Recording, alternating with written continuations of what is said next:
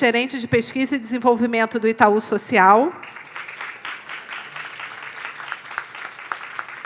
E uma salva de palmas para o professor, o prêmio, que ganhou o prêmio Professor Nota 10 de 2018, José Marcos Couto Júnior. Obrigado.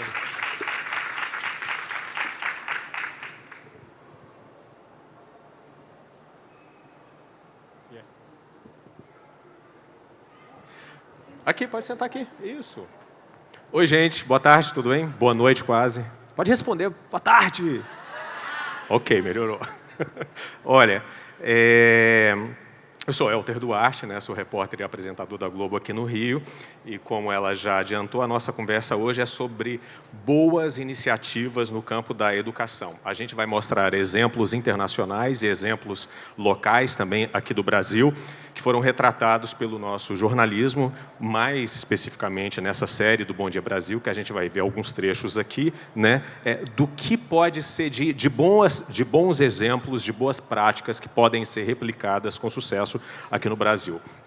Como já foi dito também, essa mesa é uma iniciativa da Responsabilidade Social da Globo, que tem a educação como causa e também como compromisso. A gente já tem os nossos convidados aqui, quero só falar um pouquinho mais dele. O José Marcos Couto Júnior, ele é professor de História e mestre em Educação pela Universidade do Estado do Rio de Janeiro.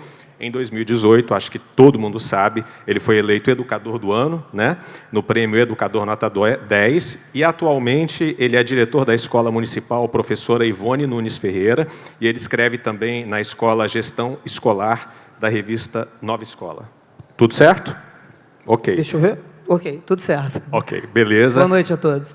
A gente tem ali, na ponta, a Patrícia Mota Guedes. Ela é gerente de pesquisa e desenvolvimento do Itaú Social. A Patrícia é graduada em Ciências Políticas e Alemão pela Universidade do Arizona, tem mestrado em Administração Pública pela Universidade de Massachusetts e em Políticas Públicas pela Universidade de Princeton.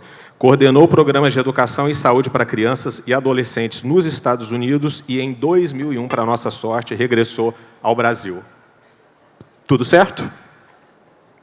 E a Luísa Sá, minha colega Luísa, que eu conheço de longuíssima data, ela é jornalista e trabalha como editora lá no Bom Dia Brasil, e ela foi responsável pela série Educação, Nosso Lugar no Mundo, que foi exibida em fevereiro desse ano.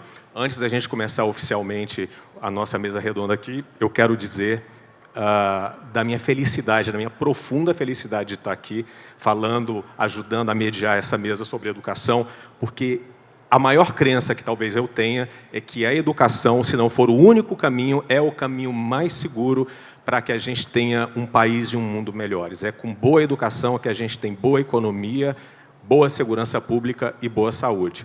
E eu sou fruto da escola pública. A vida inteira estudei em escola pública, num lugar muito longe, década de 70 e 80, na divisa do que era Goiás com o Maranhão. E por causa dos meus bons e dedicados professores, eu estou aqui hoje falando com vocês. Tá? Obrigado. O Brasil está na 63ª posição no Programa Internacional de Avaliação dos Estudantes, o PISA, né, que vocês conhecem bem. E para chegar ao resultado final, a Organização de Cooperação e Desenvolvimento Econômico, a OCDE, aplica provas de leitura, de matemática e também de ciências para 70 países a cada 3 anos. Os primeiros colocados nesse ranking, não é surpresa, são Singapura, Hong Kong e Japão. E aí a série Educação, Nosso Lugar no Mundo, mostra 4 países participantes: Colômbia, Portugal, o Canadá e o Brasil. E aí nós vamos exibir alguns trechos, né, dessa série para conduzir aqui o nosso debate, para ajudar a gente na organização das ideias. Agora, se depois aqui alguém quiser ver, não tiver visto, quiser ver a série toda, ela está disponível lá no Globoplay, é só clicar a hora que quiser e assistir a série, tá? E vocês podem e devem fazer perguntas, é só levantar o braço, tem as meninas aí que estão ajudando a gente, elas vão entregar um papelzinho, vocês formulam as perguntas que a gente traz para a mesa aqui no fim, né? Antes de exibir o primeiro vídeo, eu queria perguntar para a Luísa o seguinte, que ela é a idealizadora da série, né? Queria saber o que motivou, Luísa, vocês fazerem essa série e por que a escolha desses 3 países, mais o Brasil, né, óbvio. Boa tarde. Está funcionando? Estão me ouvindo? Tá. Estão me ouvindo? Pode falar um pouquinho mais perto, eu acho. Ah, tá. A ideia da série partiu principalmente de buscar exemplos inspiradores para o Brasil. Eu sei que a gente está acostumado a ver, quando mostra educação, principalmente na TV, na imprensa, são exemplos negativos, né?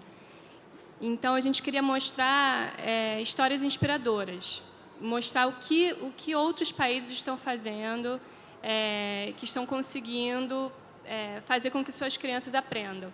Então, a ideia não era mostrar não só países que vão muito bem, que a gente já conhece, mas países que conseguiram virar esse jogo. Então, escolhemos a Colômbia, que é um país latino-americano, que tem problemas parecidos com o do Brasil, e é um país que, nos últimos anos, conseguiu melhorar mais do que o Brasil. Então, assim, olhar para esse país e o que ele fez, e como o Brasil pode se inspirar nele. Então, assim, não é copiar as soluções, porque é claro que cada país tem sua realidade, tem sua cultura, tem sua dinâmica, mas talvez de se inspirar um pouco, principalmente com esse espírito de que é possível mudar. Se a gente está aqui hoje debatendo, discutindo educação, é possível melhorar a educação do Brasil.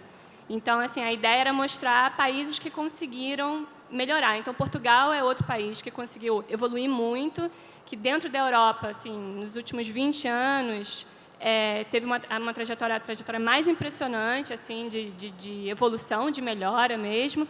E outro país que a gente escolheu retratar é o Canadá, que sempre esteve entre os melhores, mas que continua melhorando e ampliando e se colocando desafios. Então, a ideia da série era e depois olhar para o Brasil, que assim, é claro que a gente mostra exemplos ruins, mas a gente também quer mostrar exemplos bons. Então, e o que tem sido feito de bom dentro do nosso país, porque a gente tem bons exemplos.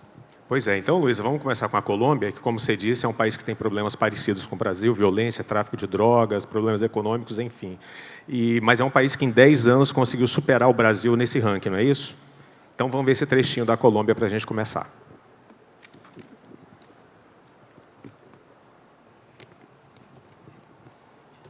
O colégio que não faria feio nos países mais ricos do mundo foi construído num dos bairros mais pobres de Barranquilha, a cidade onde a Shakira nasceu.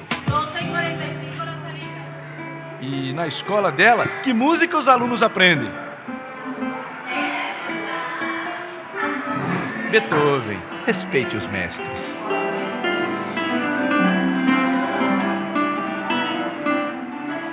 Aqui também tem biblioteca silenciosa, aula de esportes barulhenta, auditório, teatro, nutricionista. Mas a escola da Shakira não é da Shakira. É uma escola pública e tem gestão conjunta do governo e da Fundação Pés Descalços. Os alunos daqui sabem que são privilegiados, mas aprendem que na música e na vida ninguém faz sucesso sozinho. A Colômbia entendeu que era importante diminuir a distância entre as melhores e as piores escolas do país. Quase em frente à Fundação Pés Descalços fica esse outro colégio. Pequenininho, pobrezinho, há uns anos quase fechou. O diretor conta que a escola nasceu debaixo de um IP. As crianças da região não tinham onde estudar, então foi criado um colégio comunitário, em que os alunos traziam suas próprias cadeiras e estudavam debaixo de uma árvore, assim como nós estamos agora. Hoje estamos debaixo de outro árvore. O IP amarelo não existe mais. Já a escola continua dando frutos. Deu um salto de qualidade com o programa Todos a Aprender, um dos últimos segredos do avanço colombiano. As piores escolas recebem livros didáticos e a ajuda dos melhores professores do país. Quando se implementou o programa Todos para Aprender, houve muita... No início teve muita resistência porque muitos professores não aceitavam que alguém ia dizer como eles deveriam dar a aula. Mas então fomos neste processo, melhorando e já estamos na metade da tabela. Falando de futebol, viemos da Série B e agora já estamos na Série A neste momento. Já estamos lá. Muito legal, dá vontade de continuar assistindo, né? Eu queria começar com a Patrícia. Patrícia, o PISA, né, esse índice, o que é que ele nos conta sobre os alunos? Você acha que ele é um bom indicador, ele faz um bom retrato da realidade da educação nesses países? Ele não dá conta. Primeiro, boa noite a todos, né? Obrigada pelo convite. É uma honra participar e estar próximo de tantos professores. Mas ele é um recorte importante porque, embora ele só pegue estudantes de 15 anos, né, e a gente entende que leitura, escrita, matemática não dão conta de todas as aprendizagens possíveis necessárias na escola, ele tem um ponto importante porque ele permite uma comparação entre países. Né? Então, você consegue olhar países, não só países da OCDE, mas países que participam do PISA, que não são membros da OCDE, como Brasil, como Colômbia, né? México é membro da OCDE e é um país também latino-americano. Então, você tem alguns países com que se comparar. Né? Portugal é um que você trouxe bem, era campeão na reprovação, na repetência, na evasão escolar na Europa e conseguiu reverter essa cultura. Então, ele assim, não é o único, mas é um retrato importante, porque nos permite olhar, bom, como é que nós estamos em relação a outros países, a outros sistemas, mesmo que os nossos desafios possam ser mais ou menos próximos do que os outros. Mesmo com temas específicos. Né? Esse PISA, né, Luísa, ele é de 2015, não é isso? O último, e o foco dele foi ciências. Mesmo tendo esse foco, ele consegue tratar um bom retrato da situação. Ele consegue, inclusive porque ele olha algumas questões como foram apontadas aqui. Ele olha também a questão da desigualdade, né? Desigualdades por nível socioeconômico, desigualdades entre escolas.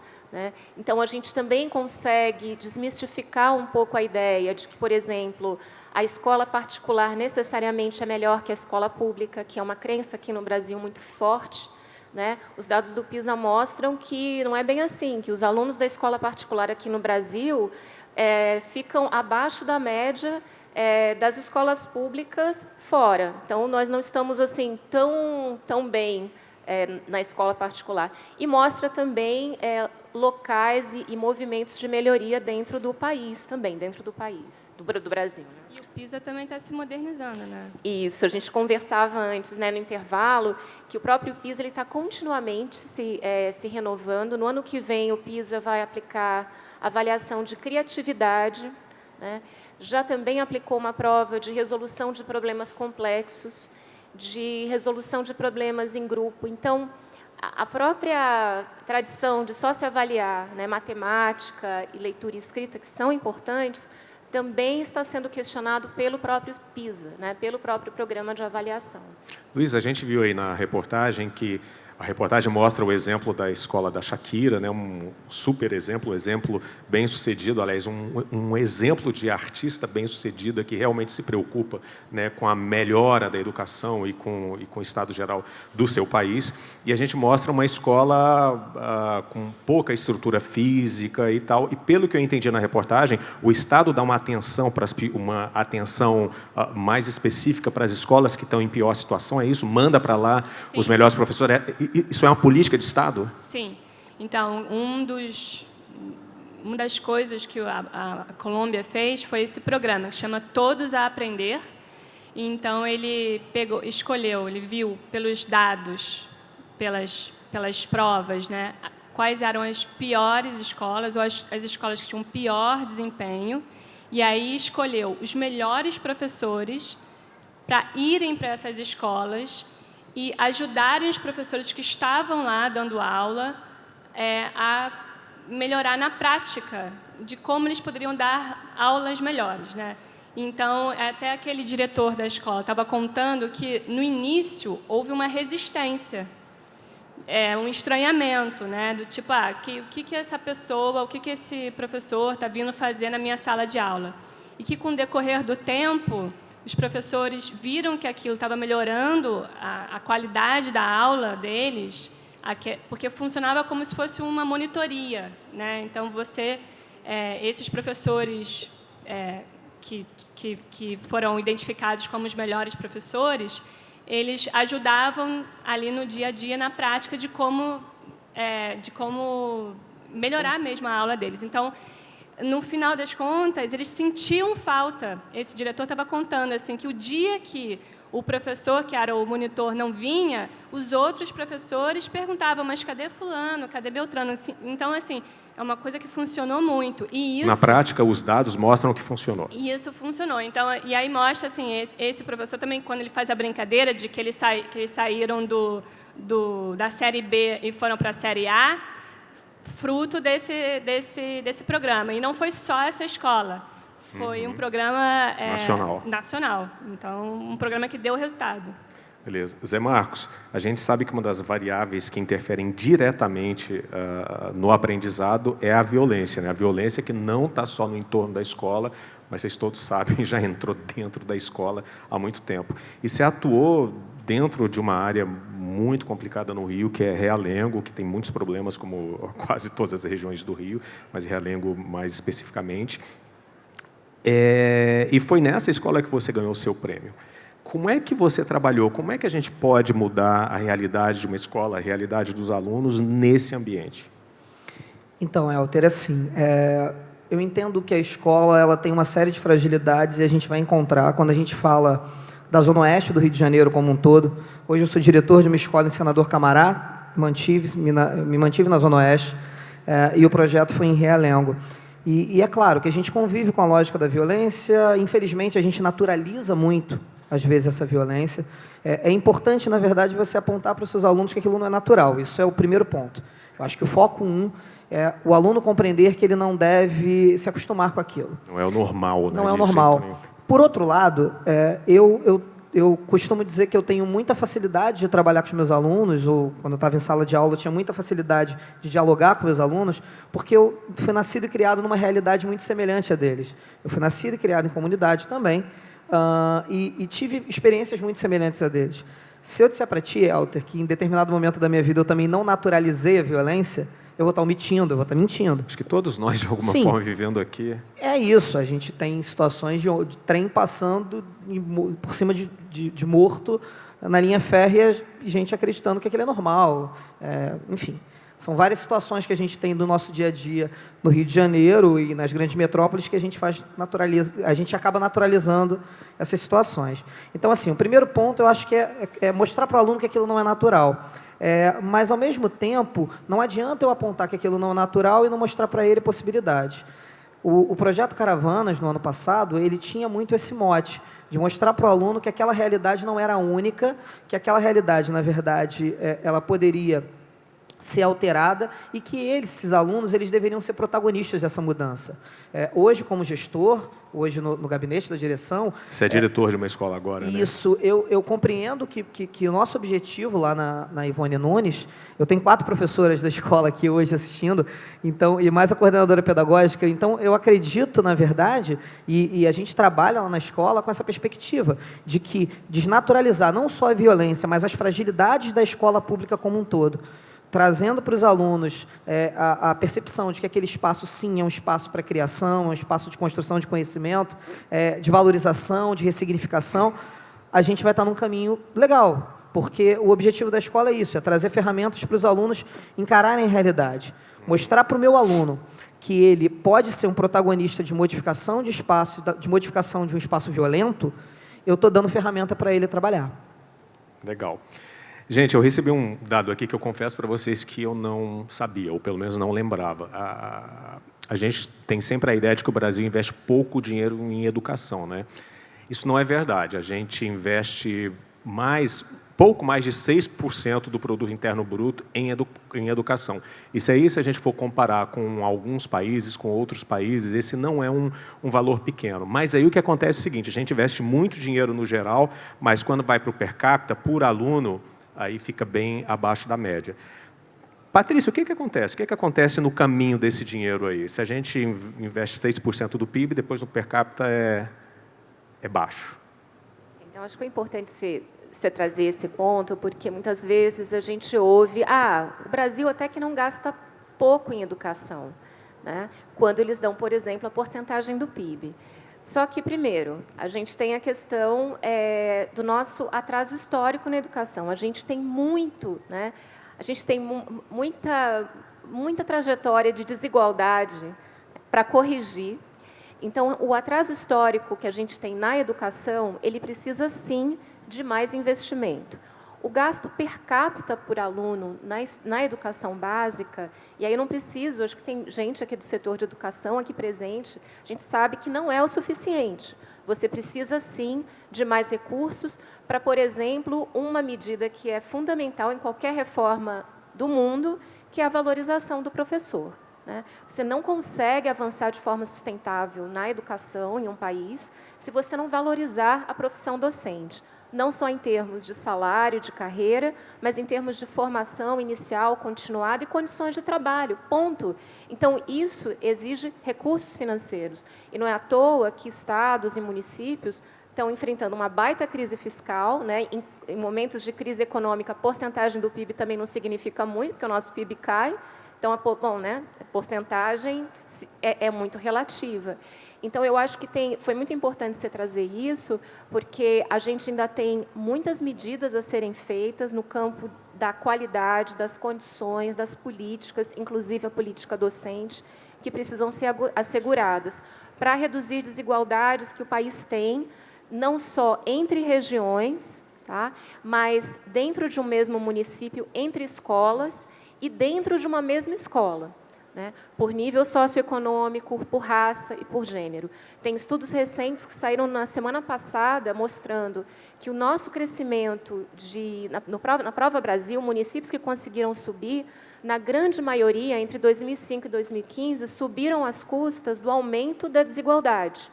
Tá? Ou seja, crianças mais pobres tendo desempenho pior e crianças com nível socioeconômico um pouco melhor tendo desempenho maior. A média subiu, mas a distância aumentou. Então, é disso que a gente tem que falar também quando a gente está falando de mais investimento para a educação. Então, a gente precisa, resumindo, a gente precisa, sim, de mais dinheiro. Sim. E a gente precisa usar esse dinheiro de uma forma mais racional, é isso? Ou mais programada? De uma forma mais equitativa e estratégica. Okay. Né? Em políticas, como eu trouxe a valorização do professor, políticas que, de fato, consigam alavancar a qualidade. A gente vai falar sobre o investimento nos professores na parte do Canadá. Vocês vão ficar chocados com o salário lá no Canadá. Você queria falar alguma coisa? Sim, é porque a Patrícia está trazendo um dado que é importantíssimo. A gente fala de política e, às vezes, a gente não pensa em estratégia. Vou dar um exemplo. Em 2018, o único estado que não alcançou a média na Prova Brasil foi o Rio de Janeiro.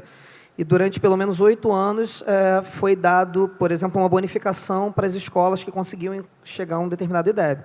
Então, a gente faz uma lógica de investimento meritocrático, pontual, mas não faz um investimento total. E aí você continua com um salário baixíssimo, onde os professores não vão buscar, os melhores professores, pelo menos, não vão buscar a rede estadual se tiverem possibilidade de sair dessa rede. Então, a lógica da estratégia, como que esse dinheiro é investido, ou como que você consegue, na verdade, fazer com que torne mais tenha equidade entre as escolas dentro de uma própria rede, isso é chave. Beleza. Vamos ver Portugal agora? Pode ser? O esforço pela educação une todo o país. Começou no ano 2000 e não foi obra de um único governo. Persistiu até durante a crise econômica do início da década, quando houve cortes nos salários dos professores e no repasse de dinheiro para as escolas. Investir em educação não é necessariamente colocar mais dinheiro na educação. Há países, como é o caso de muitos países da América Latina, em que mais investimento na educação é necessário para atingir um determinado patamar mínimo, e há países, nomeadamente os países europeus, em que essencialmente as coisas dependem de como se trabalhar a educação. E o que nós fizemos foi concentrar-nos no essencial. O que é o essencial de onde tudo parte? É o currículo. Se nós tivermos um bom currículo, um currículo exigente, nós, a partir daí, conseguimos organizar-nos. Outro segredo português é deixar cada diretor decidir como ensinar o conteúdo básico. Uma flexibilidade que permitiu muita inovação. Adelino Calado é o diretor da escola de Carcavelos, na cidade de Cascais, perto de Lisboa. Quando chegou há 16 anos, se deparou com muitos problemas. Indisciplina, drogas, metade dos alunos repetia todo o ano. Mais de 90% dos problemas disciplinares eram com alunos retidos, com alunos que tinham chumbado no ano anterior. Chumbar é o jeito português de dizer repetir. e é realmente um peso para o país inteiro. Portugal tem uma taxa de repetência quase tão grande quanto a brasileira. Só o vosso estudo. Mas a escola de Carcavelos conseguiu reduzir drasticamente esse índice e virou um exemplo para o resto do país. Como é que eu vou saber o que é que o aluno não aprendeu? Aquilo que tradicionalmente se faz é testes. Aquilo que nós fazemos é conteúdo a conteúdo, aprendizagem a aprendizagem, tem que haver uma avaliação. Conseguir definir muito cedo, precocemente, quais são as dificuldades de aprendizagem e atuar sobre elas. E focar nelas. Maravilha. Só para reforçar aqui, Portugal, né, a Luísa selecionou Portugal, porque Portugal teve a maior evolução nos últimos 15 anos na Europa e hoje faz parte do grupo de países com melhores desempenhos no mundo. Luísa, isso é resultado de um investimento consistente e de longo prazo, né? 15 anos, pelo menos? Assim, em Portugal, o primeiro ano do PISA foi o ano 2000. E nessa prova eram 30 países. O Brasil tirou o último lugar e Portugal, se não me engano, tirou o antepenúltimo. Então, assim, a primeira coisa que Portugal fez foi não brigar com os números. Foi encarar os números e reverter essa situação. Então, eles criaram um programa assim, de unificação de currículo, que se parece um pouco pelo que o Brasil está passando agora, pela Base Nacional Curricular, e o que eles chamam de tornar o currículo mais exigente, quando a gente entrevistou o Nuno Crato, que é o ex-ministro da Educação, e também de melhorar as provas, as avaliações dos alunos. Então, assim, avaliar mais os alunos para se ter um raio-x mais próximo da realidade, então, para eles poderem agir.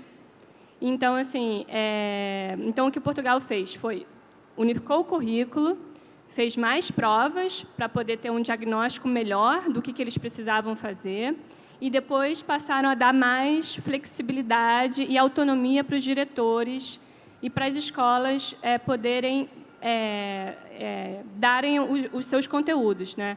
O que a gente mostrou bem nessa última escola. Quer dizer, teve um plano muito bem elaborado que começou com diagnóstico, né? Exatamente. Da situação. É isso que eu estou falando, não brigar com os números, né? Então, assim, a realidade está dada ali, então o que se pode fazer para melhorar, então, a posição de Portugal. Então, não foi negar o PISA ou dizer que a prova não é tudo. É claro que uma prova, o PISA ou qualquer outra prova, não dá a dimensão de toda a realidade de uma escola, de um país. Mas ela é um primeiro... Você parte de alguma coisa para você tentar falar sobre o ensino daquele país, ou daquela cidade, daquele estado. Então, o mérito também é que foi contínuo e passou governo, mudou governo, entrou, saiu governo, e as políticas de educação persistiram. Então, eu acho que isso é uma coisa que o Brasil tem que aprender, né? Então, assim, se troca governo, entra um governo A, governo B, governo C, mas existe uma política que é a política de Estado, né? Então, uma política de educação deveria ser uma política de Estado, que deveria ser contínua. É claro que você pode adaptar algumas coisas ou mudar algumas coisas, mas tem coisas que foram mantidas, que no caso de Portugal. Então, eu acho que esse resultado, ao longo do tempo, contínuo, permitiu Portugal a passar da linha média dos países da OCDE. Então, antes, no primeiro ano, se Portugal, em 2000, estava lá nas últimas posições, nesse último PISA, que é o mais recente, o resultado de 2015, Portugal conseguiu, pela primeira vez, passar, em todas as matérias, acima da linha média dos países da OCDE. Então, isso, para eles, foi um marco. Uma vitória, né? Bom, é claro que a gente tem muitos problemas, tem muita coisa para melhorar, mas pelo menos a gente tem um direcionamento a partir da Base Nacional Comum Curricular. A gente tem até 2020, né, para definir o que vai ser ensinado em cada etapa aí da vida escolar. Agora, Patrícia, você acha que essa Base Nacional Comum Curricular, ela vai atender às demandas da educação do futuro? Ela vai conseguir, será? As perguntas, né, que você está me fazendo aqui. Não, mas está certo. Vamos jogar os búzios aí para saber. Exercício de futurologia. Mas é legal, acho que é um exercício. E é verdade que são coisas que as pessoas, às vezes, põem muitas expectativas, né, em algo que vai salvar, que vai chegar e vai ser automático. Acho que a Base Nacional Curricular Comum é um marco importante para o nosso país, que é marcado por tantas, de novo, desigualdades, né? Muitas vezes era muito comum você ter expectativas de aprendizagem no mesmo estado ou município diferentes dependendo da escola.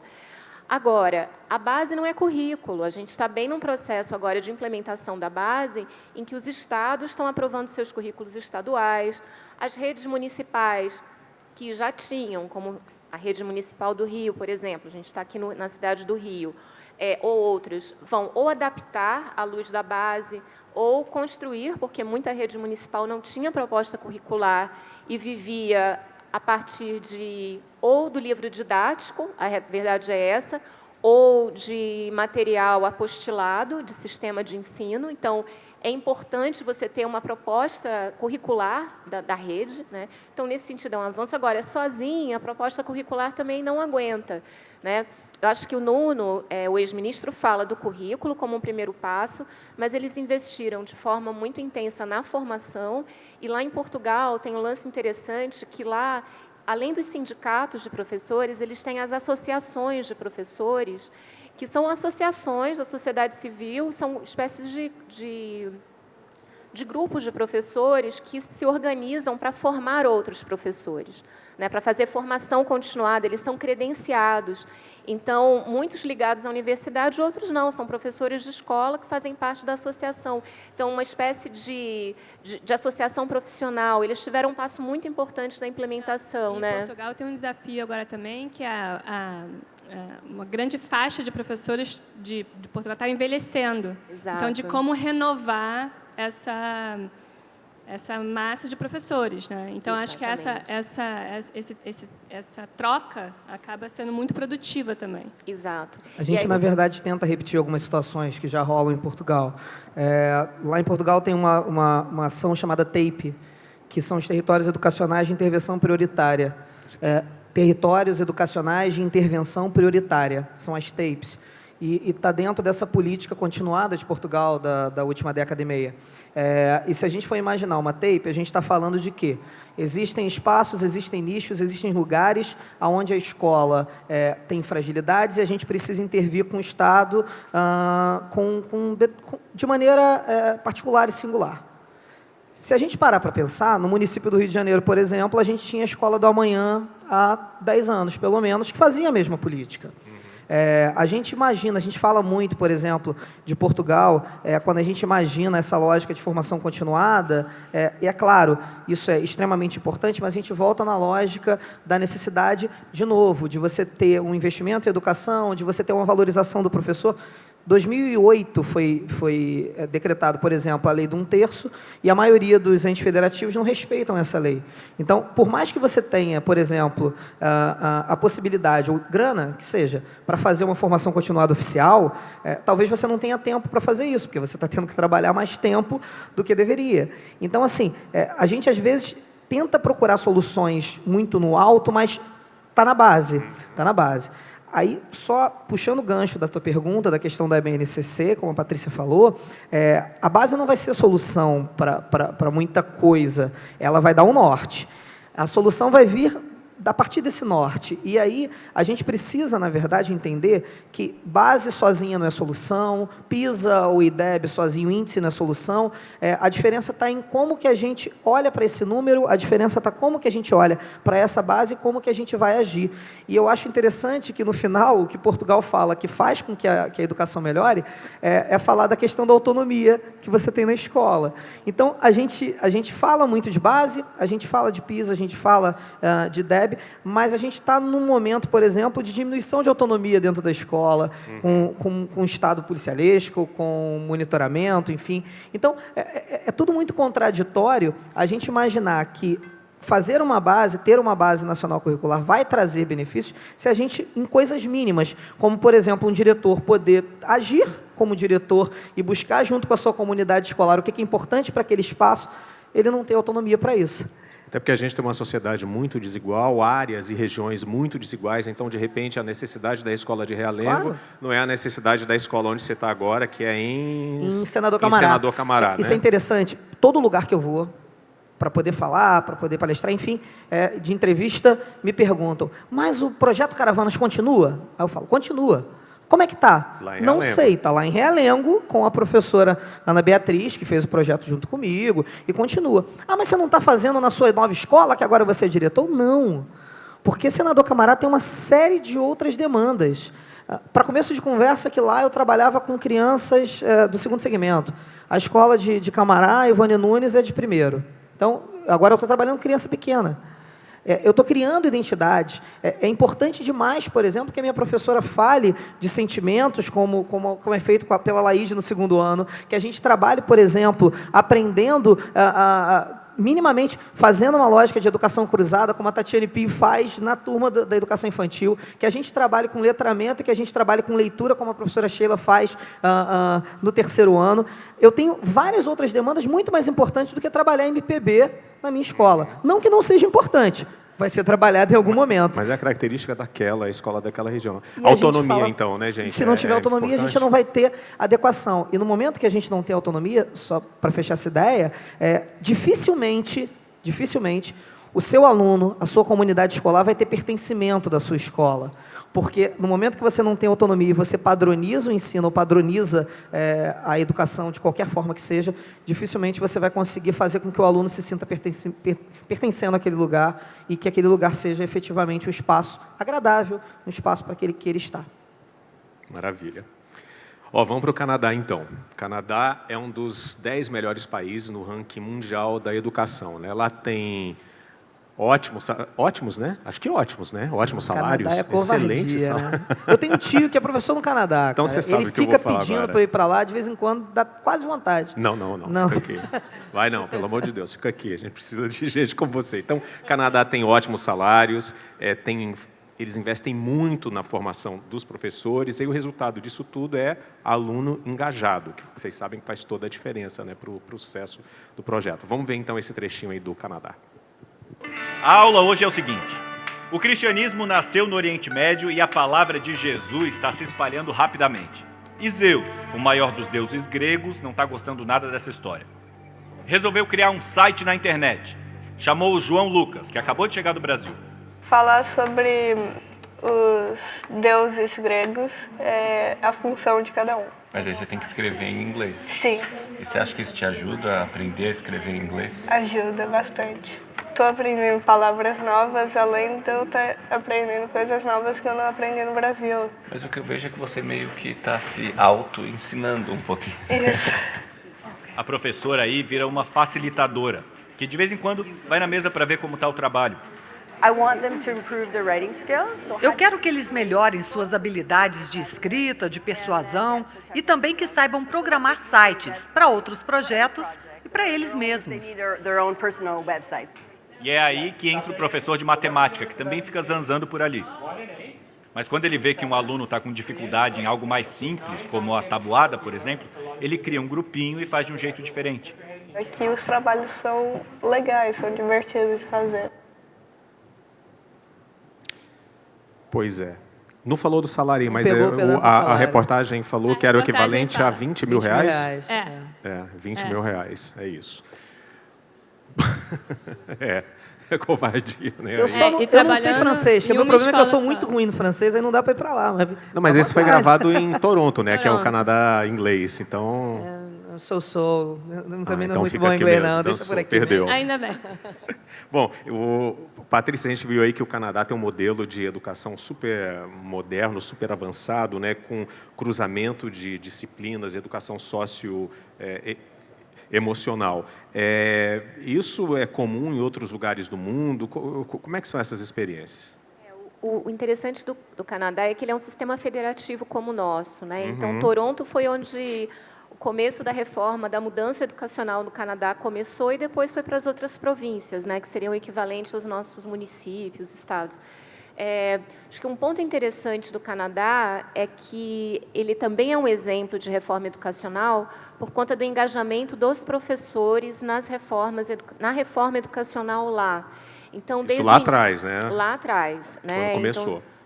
Então, lá nos anos 90, você tinha uma mobilização grande de professores. Eles começaram com foco em leitura, escrita e matemática, e movimentando os melhores professores, né, como tutores, fazendo formação e trabalhando muito no apoio à sala de aula. Então, esse foi um ponto. E é interessante que a gente olhe aqui nas imagens e nos outros também, né? Quando a gente olha a disposição da sala de aula, as atividades acontecendo, remetem também muito à mudança na formação inicial do professor que esses países fizeram, incluindo o Canadá. Ou seja, é muito difícil a gente poder ensinar de forma diversificada, com 35, se quando a gente estava na universidade, na nossa licenciatura ou na nossa pedagogia, a gente aprendeu como?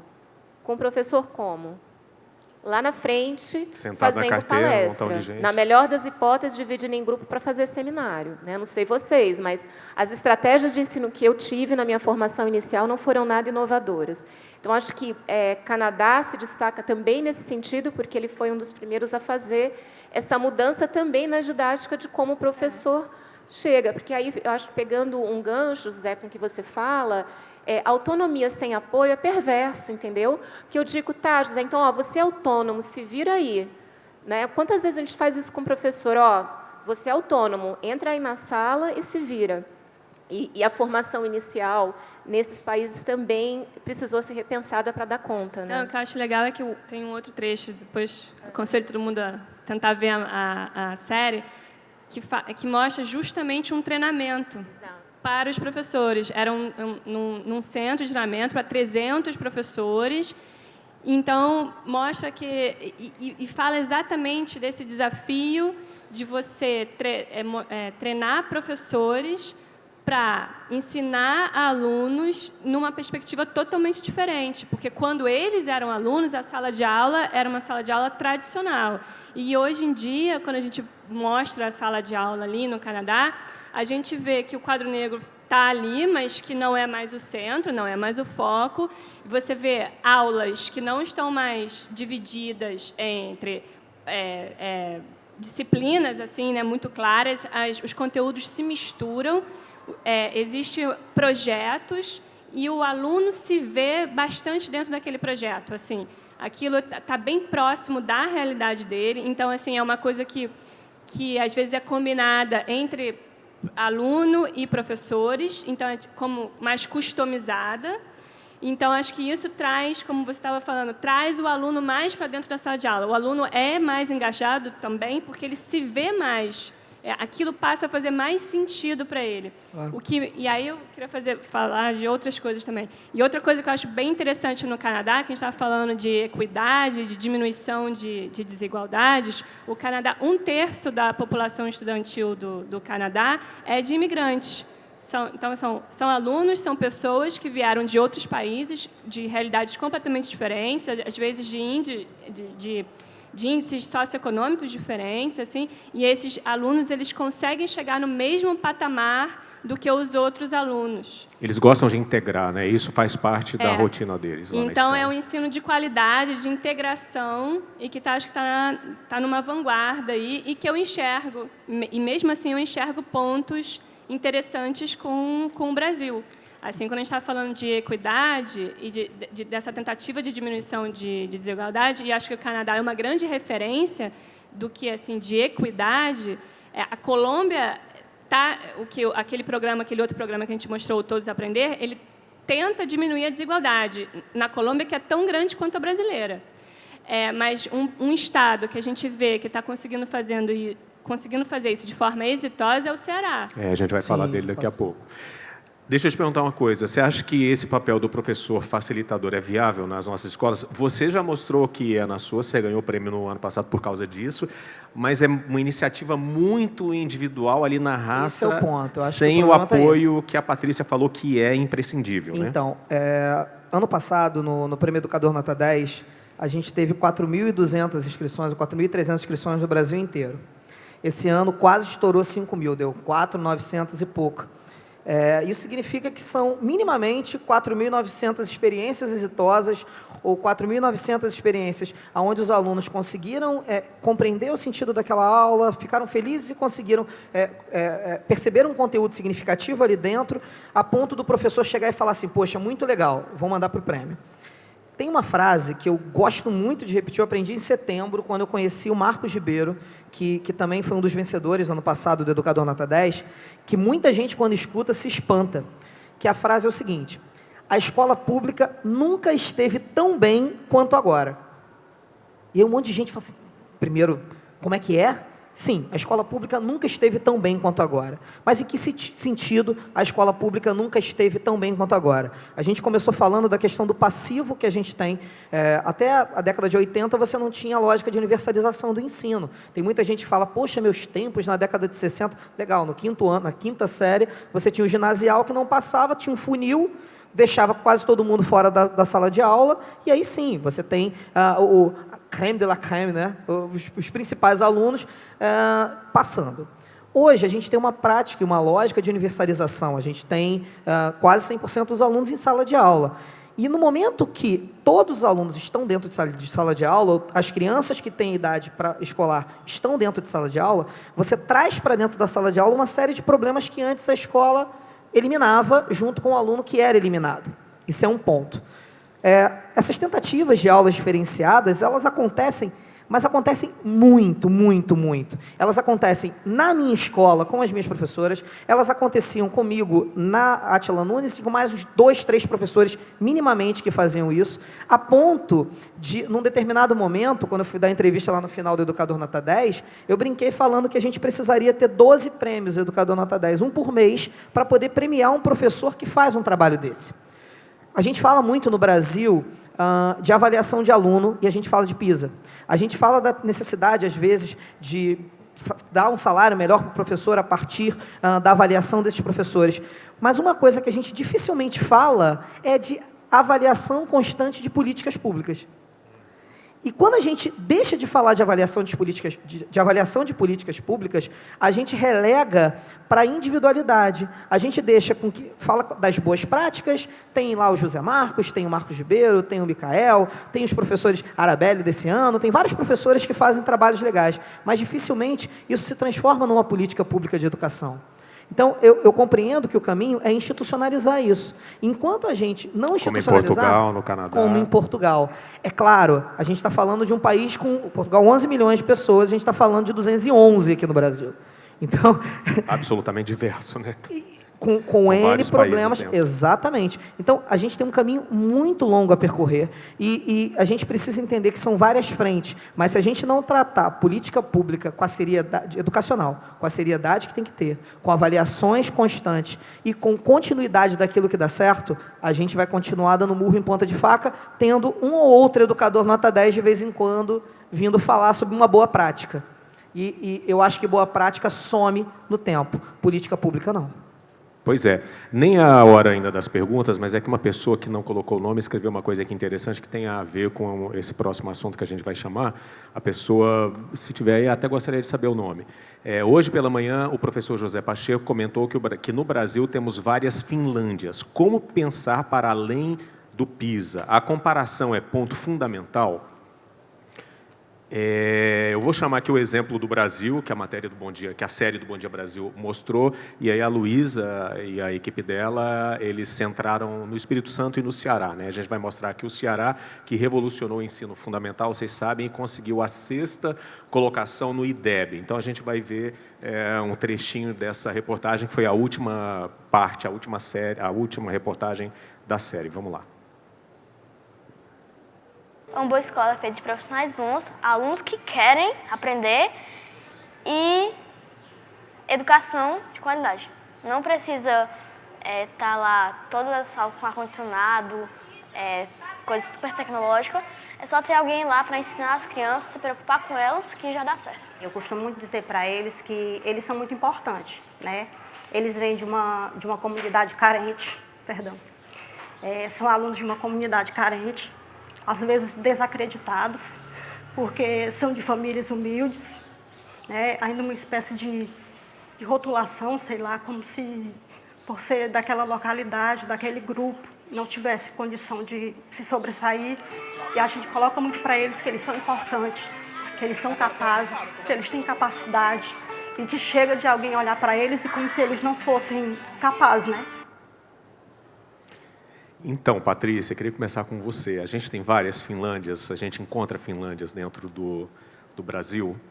E como é que a gente pode replicar, utilizar esses bons exemplos aí eu acho pelo que país? o caso do Ceará é retratado, né, numa escola naquela região de Jericoacoara, né, de um município de Jericoacoara, mas é o reflexo de um trabalho de muitos anos que começou no município de Sobral e que depois inspirou e se espalhou para o Estado, ou seja, quem estava lá na rede municipal foi para a rede estadual e assumiu um compromisso de, não, vamos apoiar os nossos municípios para conseguir alavancar, colocando um foco na alfabetização e dando, sim, um tanto de autonomia para os municípios escolherem os materiais, os recursos, mas ajudando a orquestrar e dando apoio técnico e recurso financeiro, né, que era o programa Alfabetização na Idade Certa, que continua até hoje, que tem inspirado outros estados. Então, de fato, essa continuidade dessa política do trabalho do Ceará rendeu tanto fruto que, primeiro, foi por adesão, então nenhum município foi forçado a aderir, até que chegaram finalmente a 100% de adesão dos municípios. E hoje, quando você vê um mapa do Brasil, é impressionante como o Ceará vai se destacando, consegue, inclusive, alavancar o desempenho, reduzindo desigualdades, né? Então, não foi à custa das escolas mais vulneráveis ou dos alunos mais pobres, pelo contrário, né?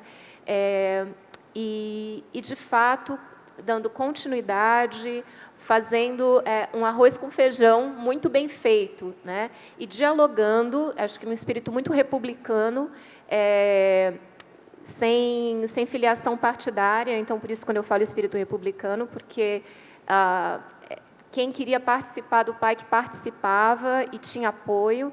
Então, eu acho que esses aprendizados do Ceará chegam na ponta, né, na fala dessa professora. E o que ela fala é muito forte. Você ouve nas entrevistas, vocês foram no campo, vocês viram, é impressionante.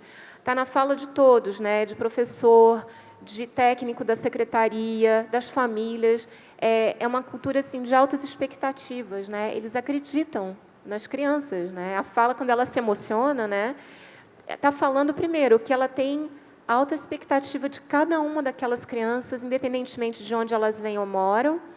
E outra, ela também tem uma sensação de autoeficácia, de que ela consegue fazer diferença, porque isso também faz muita diferença para o professor, né? Essas duas coisas combinadas são muito potentes. Mas, como você disse, José, tem que vir com política, né? Porque senão fica um caso heróico. Então, o bacana é que ela reflete as condições de uma política de Estado, né? E que leva tempo para dar resultado, Que porque a leva educação tempo. demora. Leva tempo. Não é uma coisa que você gera um começa a ciclo mudar hoje e virtuoso começa a dar no resultado final das amanhã, né? Você gera um círculo virtuoso quando você chega num ponto desse. Para voltar atrás é bem complicado e ninguém quer. E me lembrou também a fala do Flávio Canto, né? Porque ela está despertando o gigante em cada aluno ali, né? A partir do momento quando ela fala para o aluno que ele é capaz, ele pode, ela está transmitindo uma mensagem de que ele pode aprender, e ele é capaz de aprender. E a outra coisa também que me lembrou a sua fala é que deve ser muito frustrante para um professor fazer o seu trabalho e seguir adiante, mas sem ter um apoio institucional de uma rede por trás. Então, de ver que aquilo não dá, assim, dá resultado, mas um resultado, às vezes, pequeno, naquela turma, naquela sala, quando a gente gostaria que o resultado fosse maior, né, se espalhasse mais. Então, o que eu acho que o Ceará fez também é de apoiar essa rede, né? Então, do Estado chamar a responsabilidade para si, chamar os municípios, não importa se o prefeito A, B ou C é de partido 1, 2 ou 3, mas de tornar aqui uma política de Estado e de dar incentivo financeiro para isso. Houve incentivo, uma porcentagem do ICMS que o Estado é obrigado a repassar para o município estava condicionado a um bom desempenho na educação do município, e houve uma integração, quer dizer, então houve apoio com material didático, com formação de professor, e isso fez diferença. Zé, o vídeo mostra a questão da autoestima do aluno, a autoestima elevada, né? O aluno é apaixonado pela escola, pelos professores, e isso dá resultado. Você acha que, no geral, os professores aqui no Brasil, eles têm condições de se preocupar com isso, com a autoestima do aluno? Eles estão atentos a essa demanda? Então, Helter, assim, eu lembro que a nossa escola inaugurou em março, né? A Ivone, quando eu me tornei diretor, pela primeira vez, nunca tinha pensado em virar diretor. E eu lembro que no início do ano, eu sempre entrava na escola e eu dava um abraço nas professoras e perguntava assim, eu falava bom dia e eu perguntava, você está feliz? Todo dia eu perguntava isso. Eu tentava fazer esse movimento. Tem dia que eu não consigo fazer isso porque eu não lembro por conta de uma série de coisas uma série de demandas que não me permitem fazer isso, porque na verdade, tem dia que eu não paro nem na escola, porque eu preciso fazer uma série de outras coisas.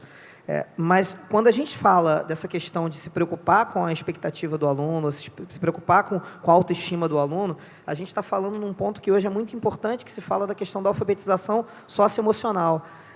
E a gente começa, a partir do momento que a gente começa a entender que isso é um conjunto e que a questão cognitiva ela vai vir a partir do momento que seu aluno está preparado, se sente feliz, ele tem uma autoestima importante, ele se sente feliz de estar naquele espaço, eu acho que facilita muito o trabalho. A gente tenta trabalhar dessa forma lá na escola. Tem dia que não dá, tem dia que dá tudo errado, tem dia que eu quase tenho vontade de me matar, de matar as professoras, enfim, de matar os alunos, então todo mundo morrer. Quase dá vontade de fazer isso. Mas, Helter, o dia que dá certo é mágico.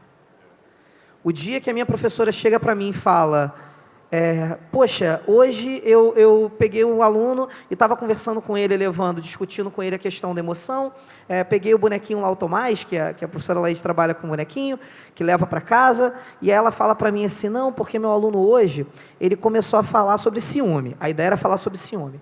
E aí, num determinado momento, uma aluna chega, ao invés da menina falar sobre ciúme, porque na historinha o boneco sente ciúme da irmã, a aluna chega e conta a história assim, não, quando a minha irmã chora, eu choro junto.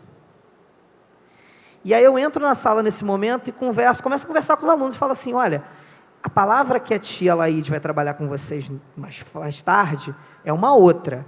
Essa palavra é empatia. Vocês vão aprender um pouquinho mais lá para frente. Mas é uma palavra muito importante. E a nossa expectativa não era trabalhar empatia naquele momento. A gente descobre coisas muito legais. No Projeto Caravana, a gente descobriu alunos que tinham uma dificuldade tremenda de se expressar como autores. Lá na Ivone, a gente, na semana passada, na quinta-feira, a coordenadora pedagógica aqui, a Tatiana, ela entrou em sala. E ela, na verdade, começou a pegar os alunos, ao invés dela trabalhar o básico que ela ia trabalhar, esqueceu, jogou para o alto e resolveu trabalhar parlendas. E a gente tem alguns alunos que são extremamente, alguns agressivos, complicados no quarto ano. A gente tem que fazer uma reunião essa semana, porque eles estavam se agredindo a todo momento, e a gente chama os responsáveis para poder atuar junto com a família.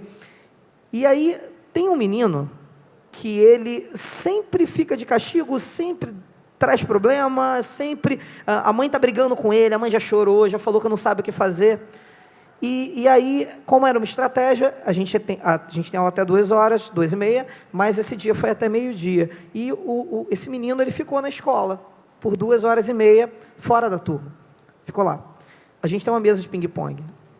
Ficamos eu e o Paulo Vitor adjuntos jogando ping-pong com esse menino durante 2 horas. Lá, o tempo que dava, um saía, o outro voltava. Aí depois ele chegava e falava, tio Júnior, posso tocar violão? Aí eu peguei o violão, dei na mão do moleque. Aí o moleque começou a cantar as parlendas, sem nota nenhuma, só batendo com a mão no violão.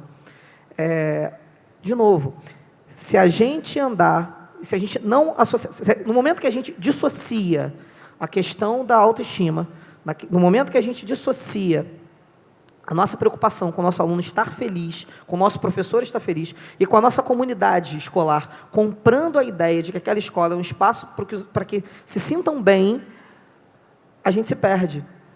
Porque quando fica mecânico, o aluno que é muito bom, o aluno que tem e bom quando eu digo, atende às expectativas, tem uma estrutura familiar, não tem problema nenhum, esse moleque vai voar, Só que esse menino do violão vai se perder. Se a gente não tiver essa expectativa caminhando junto, a gente tem problema. A gente tem uma escola mecânica e que eu não vejo muito caminho por esse lado, não. A gente precisa trabalhar em conjunto. É do ser humano, a gente precisa de atenção, né? Todo mundo precisa de atenção, todo mundo gosta de ser visto, notado e bem cuidado, né? Diretora, como é que está o nosso tempo? Eu passo para as perguntas. 10 minutos? Posso só tentar responder a pergunta Pode. que fez da Finlândia? O Brasil hoje tem ilhas de excelência. Então, você tem algumas escolas públicas que realmente têm resultado de países assim que estão no topo ali do PISA. Mas, quando você olha também o Espírito Santo é o estado com o melhor desempenho no PISA, porque o PISA também tem uma amostra por estado. E se o Espírito Santo fosse um país, a gente estaria um pouco abaixo do Chile, que é o país latino-americano mais bem posicionado no PISA.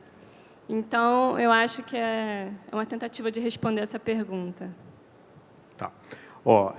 Eu vou passar para as perguntas, então. Tem uma pergunta do professor Amâncio, da SEDUC, de ESP. Você está aí, Amâncio, é que eu não entendi uma palavra aqui da sua pergunta. As escolas da SEDUC nas unidades prisionais, é isso? Tá. As escolas da SEDUC nas unidades prisionais não deveriam participar de uma série Nosso Lugar no Mundo? O professor Amâncio está perguntando. Aliás, eu tinha até uma pergunta para você. A gente faz jornalismo diário também, e a gente, no jornalismo diário, acaba tratando de assuntos muito pontuais. Você acha que é possível a gente tratar a educação com profundidade no jornalismo? E aí já responde também a pergunta do Amâncio. É um exercício que a gente tem que fazer, assim, Claro que a gente está sempre tendo que dar factualmente, né, as coisas que acontecem no dia a dia, mas de procurar fazer esse exercício de mergulhar e de fazer reflexões como essa.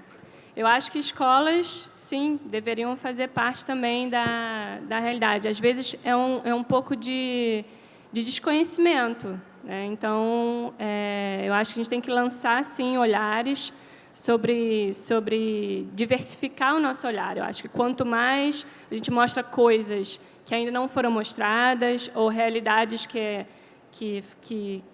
diversas e diversificadas, eu acho que a gente cresce.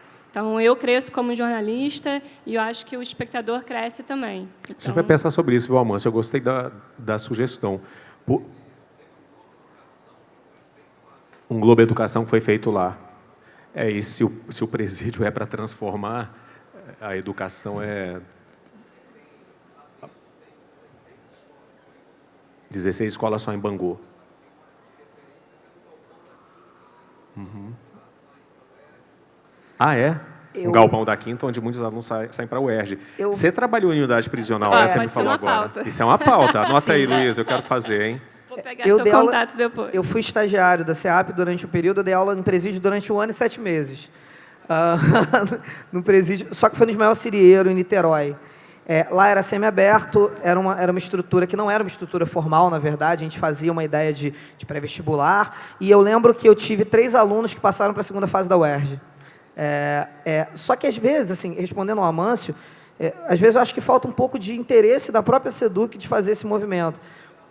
E, de uma maneira geral, pela questão do preconceito, mas eu penso assim, imaginando como SEDUC, eu lembro, tem um episódio dos Simpsons, que eu acho sensacional isso, que é assim, tem o Bart, tem os colegas do Bart que fazem um monte de besteira que são muito ruins, né? São alunos que trazem problemas para a escola. E o diretor Skinner começa o episódio chamando esses alunos para poder ir para o ônibus, falando que eles vão para o passeio. Na verdade, está o Bart, mais uns 2, o Nelson e mais um outro, que eu não lembro quem era. Eles estão andando Gibbon. E aí, quando eles entram no ônibus que eles olham, só tem alunos ruins. E aí eles percebem, cara, é algum problema. Aquele dia era o dia da avaliação do PSAT nos Estados Unidos. Então, o diretor estava tirando aqueles alunos complicados da realidade. Uhum. Isso é feito em frequência porque eu escrevi um texto para a Nova Escola na quinzena passada, falando um pouquinho sobre a questão do IDEB. E aí a gente volta na questão dos dados. E eu acho que bate na lógica prisional. Muitas vezes, a gente tem uma corrida tão louca e insana por esses dados que se perde o foco do que efetivamente é importante na escola. Você perde o rumo e perde a lógica do que tem que ser feito. A gente, quando faz isso, a gente teve, há 2 anos atrás, em Sobral, a gente teve algumas denúncias de irregularidades na prova do SAEB, para vocês terem noção. Então, assim, um local que não precisa disso, de maneira alguma. Então, a gente precisa compreender que é muito difícil mensurar a educação de qualidade. É muito difícil. A gente cria alguns índices. Mas se a gente se prender a determinados índices, a gente acaba escondendo, às vezes, uma realidade maravilhosa dentro de presídio. E aí a gente soma com toda uma lógica cultural que a gente tem hoje de punitivismo, de revanchismo, que aplaude quando você atira e tira uma vida, onde você tem o governador pulando e comemorando a morte de uma pessoa. Não que não, citando a questão da ponte Rio-Niterói, não que não fosse a ação que tivesse que ser feita naquele momento, não estou questionando isso, não tem essa técnica, mas no momento em que as pessoas aplaudem e ficam felizes com a morte de alguém, é porque a gente está um pouco doente e a gente vai buscar, às vezes, caminhos que não vão mostrar coisas importantes. Certo. A gente tem pouco tempo, mas eu queria tentar responder o máximo das perguntas aqui. Como os professores vão conseguir ter uma formação continuada se trabalham em mais de uma escola, visto a distância entre elas e tendo aproximadamente mais de 20 alunos em cada turma, visto que esse profissional sofre uma docência solitária dentro e fora da sala de aula?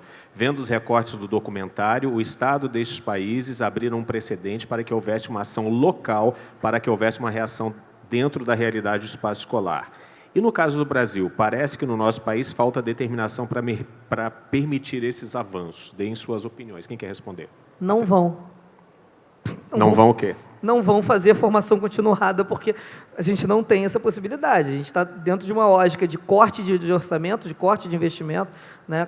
Utilizam contingenciamento, né? Mas, enfim, enquanto a gente não tiver uma lógica com esse precedente do Estado, institucionalmente, do Estado com política pública de educação voltada para a valorização da docência, não vai existir. A gente tem algumas possibilidades. Amanhã tem centro de estudo lá na escola, a gente vai levar uma equipe do SESC para poder falar sobre práticas pedagógicas. A gente tenta, os diretores tentam, mas a gente volta a cair naquela armadilha do caso isolado. Eu acho que só vale dizer assim, você trouxe antes, a garantia do 1/3 do tempo para planejamento, inclusive para reuniões conjuntas, a gente tem uma lei. Você mesmo trouxe, né, José? É difícil cumprir porque o professor, muitas vezes, está em mais de uma rede, em mais de uma escola. Onde ela começa a se tornar possível? Quando você tem uma escola onde o professor está com dedicação 40 horas. A sua escola tem. Então, eu acho que também essa pergunta é boa porque retoma a questão das condições para que haja formação continuada dentro da escola, que é onde ela é mais eficaz. E eu acho que a gente começa, por exemplo, aqui mesmo na rede municipal, a gente já tem um histórico de ampliação de número de escolas que tem essa dedicação. Eu acho que esse é o caminho, porque, de fato, só a lei sozinha não garante, né? Só para completar a resposta. O meu tempo ali já acabou, ela está me dizendo, mas eu posso ter mais 5 minutos só para tentar responder as outras perguntas aqui? Tem outro evento depois desse? Pode? Não! Caramba! Não. Só mais uma. Gostaria de saber quais são as ações bem-sucedidas no Brasil e que já praticam ações com a vista na Colômbia. A gente já viu aí o Ceará, como programa de iniciação à docência chamado PIDIB, que pode ser extinto em 2020 por falta da verba da CAPES e as bolsas do CNPq que foram suspensas, programas que apoiam a formação iniciada ou continuada dos professores, como ajudar os alunos a admirarem seus professores novamente, eu não entendi uma palavra, as dificuldades do professor que trabalha mais de 20 alunos sozinhos e não conseguem dar conta dos alunos que estão abaixo da aprendizagem média da turma. São novas crises, novos problemas que estão surgindo, né? Alguém quer comentar? É isso, a gente volta, enquanto não houver seriedade, não tiver política pública educacional, a gente continua dando um murro em ponta de faca, dizendo que professor é herói, que eu acho isso horroroso, porque a gente não é herói, nós somos profissionais, precisamos de salário, precisamos viver bem, precisamos viajar, espairecer, precisamos sobreviver. Mas isso vai ser viável no momento que a educação for tratada de maneira séria. E é isso que a gente espera. Gente, eu não queria encerrar não, mas obrigado, tá? Vocês gostaram? Foi legal? Eu também adorei. Obrigado, tá? E